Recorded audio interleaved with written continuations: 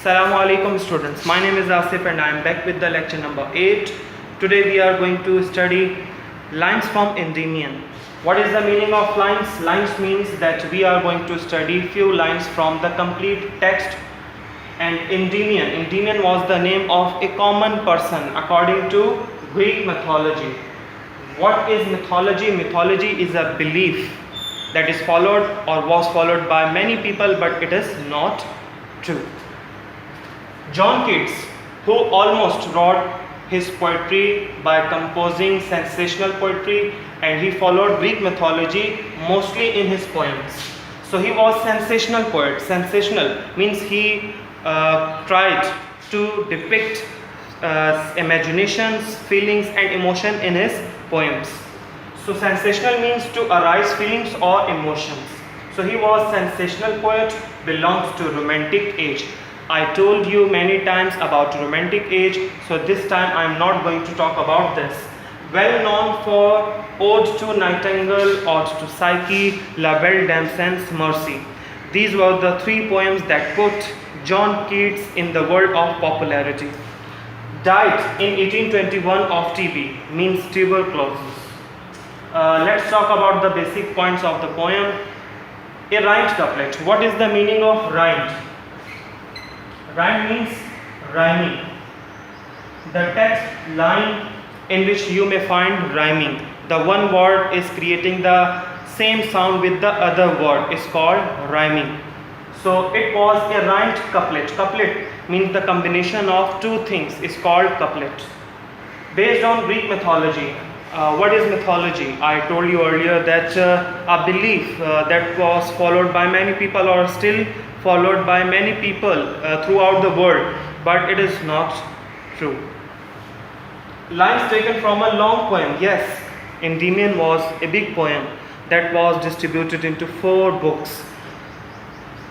Published in 1818, theme, beauty and impact of nature. Let's talk about the poem. What is in the poem? John Keats begin with the most quoted line. A thing of beauty is a joy forever. He opens up this poem by describing that life is full of worries. And if you are living a worried life, you need to spend your time around the nature. So this is the idea of Keats. He's saying in the opening line that a thing of beauty is a joy forever, means that beauty is a constant source of joy. It brings enjoyment, consolation, and it puts us into the world of peace. Further he says, it is not useless, it is not vain, it does not fade, it always increases. The beauty of nature always increases, and it gives us relaxation, consolation, and it puts us into the world of imagination, and we think that we are not in the problems and in the worries.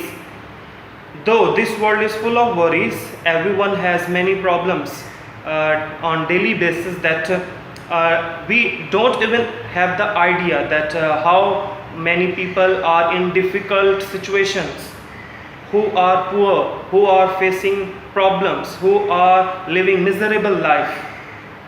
But the thing of beauty is a joy forever. The beauty, the nature, the beauty of nature has been created for us, for human beings, for living beings, so that we may get relief from the beautiful things. Further he says that therefore we connect ourselves with the nature. You might have seen that many people go to the parks in the early morning and they go for exercise, and psychologically it is proven that you need to spend your time at least 30 minutes a day in the parks.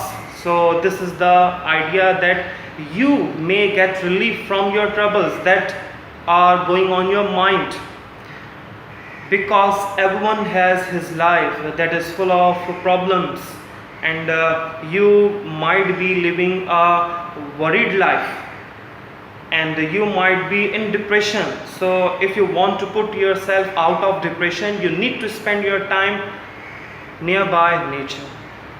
Therefore, we should get up early in the morning and we should go out for outing in the parks and in nearby the beautiful objects.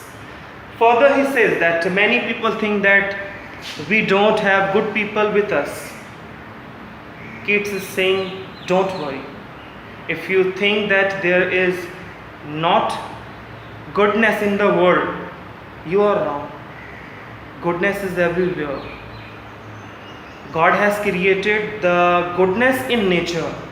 There is the goodness in nature, that God has created the nature with the beauty, and beauty is immortal, it never dies. So therefore poet says that it increases with the passage of time, it never fades. So therefore we should not stick ourselves thinking that we don't have good people. Even we have goodness in the nature. Further he says that people have been suffering from problems and people have some past memories. So instead of thinking past troubled memories and the calamity that happened in the past, we should we should come into the world of beauty. We should spend our life by spending our time nearby the beautiful objects. Same, in the further lines, John Keats says that many people think that we don't have great people. We have the stories of great people, and the stories are also beautiful, that give us encouragement, that put us into the world of emotions, feelings, and we too put ourselves into the positivity. If we read the story that there were the people who did great deeds in the past, who sacrificed their life for the sake of people, that encourages us, and we too try to live positivity. We too try to live positively, and we think that there is still positivity and we should be positive. And if we spend our time nearby the beauty, we can get out of the problems. Further he says that God has created sun, moon, trees, flowers, streams, mountains, because they are for ourselves. They are for human beings. They are for animals. They are for living beings. Animals eat plants. Animals take water from the streams. The mountainous areas where the water is not possible to be supplied over there, they get water from the streams. They live by taking the water of streams, rivers. So God has created many things for the beneficial of human beings, for the benefits of human beings, and not only the benefits, but it has only the big benefit that it gives us the soothing shade, it gives us a shelter, it makes us forgetful of our problems and worries.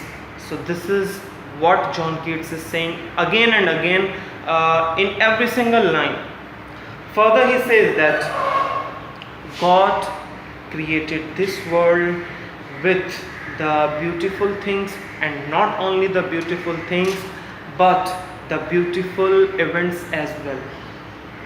There are many books in the history that has been or have been written in the past that tell us that we are still living in the world, and we should be very positive and we should be optimist. We should not stick to the problems. We should think that there is a way we can live a happy life instead of despair, instead of thinking that we are not going to live a happy life. We should think that we are happy. There are miscellaneous things in the world that are giving happiness, that are giving enjoyment, that are giving lots of cheers, and it puts smiles in our face. This is the thing that Keats is saying in this poem. At the end, Keats is describing very energetically and emotionally that if you see, there are lots of beautiful and heartbreaking and bewitching things in the world that are attention seeking, that are beautiful, that have no comparison. So this is the only reflection of the heaven. God is pouring the blessing from the edge of heaven on us. So we should not lose hope. We should not put ourselves in despair. We should stand up. We should forget our problems and worries, and we should go out and spend our life with the beautiful objects. And we should try to live a happy life. If we go and if we make a habit of spending our life around the beautiful things, we too can make our life a contented life. I hope you have understood the poem. And next time I will bring the next lecture, and I will be back with the lecture number 9. Till then, take care. Allah Hafiz. Goodbye.